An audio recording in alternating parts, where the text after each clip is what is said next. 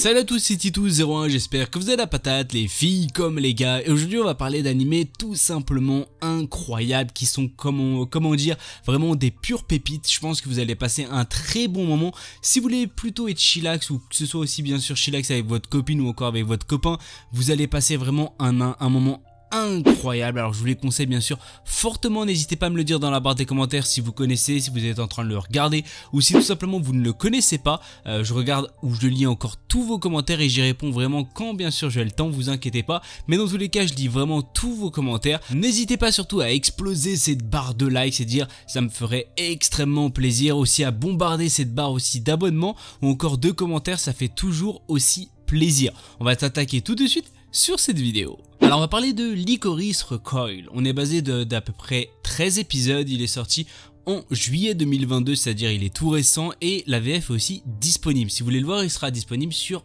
Crunchyroll. On est basé sur de l'action, de la comédie, du slice of life, des filles et des pistolets et bien sûr de quotidien. Alors si bien sûr vous souhaitez avoir l'esprit tranquille, faites appel à Lycoris, une organisation secrète luttant contre le crime composé uniquement d'agents féminins. Avec son air insouciant, Chisato est tout simplement énergétique et aussi la plus douée. Takina quant à elle semble plutôt mystérieuse et assez réservée, mais elle garde toujours la tête froide. Lorsqu'elles ne sont pas en mission, elle s'occupe d'un café qui propose des douceurs, ça donne aussi au shopping et font même de la garde d'enfants. Suivez bien sûr le quotidien de ce drôle de duo. Alors au tout début j'avais un peu peur, que ça me faisait penser un peu à Black Bullet, alors je sais pas si vous connaissez un peu, si vous ne connaissez pas je vous le conseille aussi fortement, mais alors pas du tout, parce que un peu tout ce qui est film pistolet ou encore animé pistolet, ça me fait penser énormément à Black Bullet. Pourquoi je ne sais pas, mais dans tous les cas ça a strictement rien à voir. Quand je vous dis rien à voir, c'est vraiment rien à voir. Dans tous les cas les deux filles que je vous ai présentées sont vraiment les éléments dans cet animé et sincèrement ça fait quand même plutôt plaisir. Alors c'est extrêmement rare, ce que j'ai envie de dire, de voir quand même deux personnages féminins qui sont vraiment les principaux, les principaux tout simplement dans l'animé. La plupart du temps il y a un masculin et aussi un féminin ou encore tout simplement toute autre chose, mais dans tous les cas il y a aussi un petit masculin dans un animé, et là pas du tout, et sincèrement ça fait quand même plutôt plaisir. Je trouve que ça rajoute quelque chose en plus et c'est quand même pas mal du tout. Dans tous les cas, si vous aimez tout ce qui est par rapport au pistolet, tout ce qui est aussi par rapport à la comédie, tout ce qui est par rapport aussi au quotidien ou voire tout simplement toute autre chose, vous allez être vraiment servi. Dans tous les cas, c'est un animé plutôt chillax pour l'instant parce que tout n'est pas encore sorti, mais c'est quand même plutôt chillax pour l'instant pour les épisodes qui sont sortis et je pense que vous allez tout simplement adorer. Dans tous les cas, je vous le conseille fortement, vous allez vraiment pas être déçu du tout. Alors on va parler de IS ou si vous préférez de Infinite Stratos. Il est sorti en 2011, on est basé sur 12 épisodes à peu près, on est sur de la comédie, du drame, de l'ecchi, de la romance, de la rem et bien sûr du militaire. On va parler de Ishika qui est tout simplement un jeune garçon téméraire et bien sûr ambitieux, fait partie d'une très grande école de pilotage utilisant des armes nommées Infinite Stratos, armes uniquement contrôlables par des filles. Les filles du monde entier rêvent d'intégrer cette école légendaire qui fait tant parler bien sûr d'elle. Seulement cette fois ce sera un homme qui l'intégrera. En effet, Ishika est le seul homme capable de contrôler l'Infinite Stratos. Ishika accompagné de Oki Shimonono, son ami d'enfance, devra prouver aux autres qu'il est digne et assez fort pour bien sûr combattre. C'est ainsi qu'il va tout simplement prouver et bien sûr prendre la place bien sûr au sein de cet établissement. Ce qu'il faut savoir c'est qu'au tout début vraiment j'avais un peu peur quand j'ai vu Harem. Alors c'est vrai que j'ai énormément peur quand ça part vraiment en cacahuète, quand vraiment je suis vraiment pour voir un animé plutôt chillax. Ça fait quand même extrêmement peur quand tu vois Harem et Ecchi en même temps. Tu sais que ça peut vraiment partir en cacahuète en un épisode. Et c'est pas trop le truc parfois, tu vois. Dans tous les cas, vous inquiétez pas, oui, il y aura peut-être certaines scènes qui sont un peu olé olé, mais ça a strictement rien à voir. Sincèrement, l'anime en lui-même est quand même plutôt bien réalisé pour l'année 2011.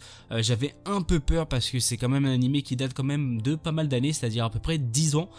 Et sincèrement, j'avais un petit peu peur et vraiment pas du tout. C'est quelque chose que j'ai vraiment tracé, que j'ai quand même plutôt apprécié, même si des fois parfois le scénario tient pas trop la route, t'es un peu perdu.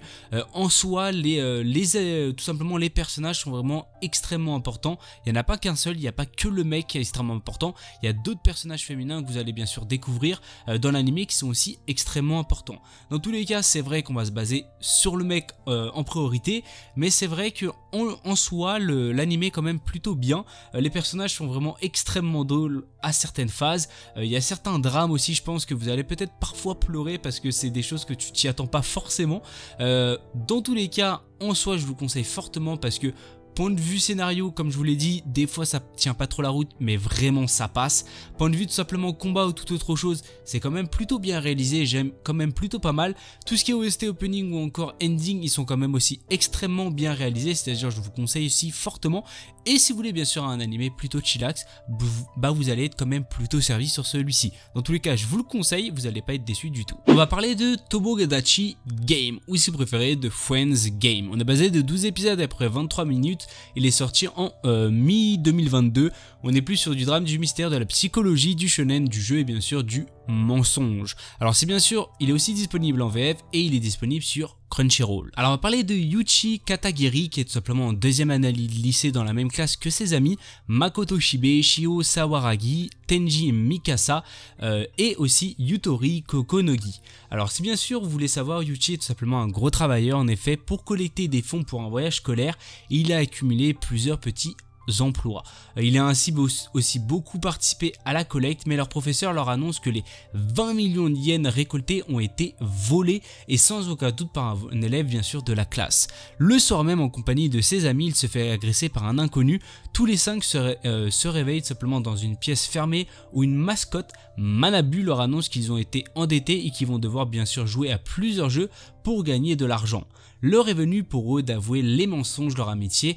Y survivra-t-elle? Alors ce qu'il faut savoir, c'est qu'au tout début j'avais pensé que c'était un peu à la Squid Game. Alors je pense que pas mal de personnes connaissent la série Squid Game. Si vous ne l'avez pas vu, bah, je vous le conseille fortement.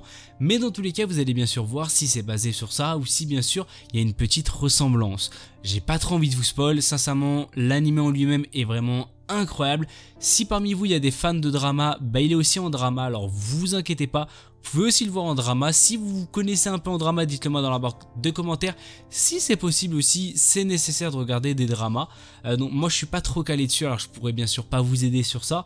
Dans tous les cas, l'anime en lui-même est incroyable, les personnages sont époustouflants, sincèrement à certains moments t'as vraiment la chair de poule de ouf et t'as vraiment une hésitation de ouf.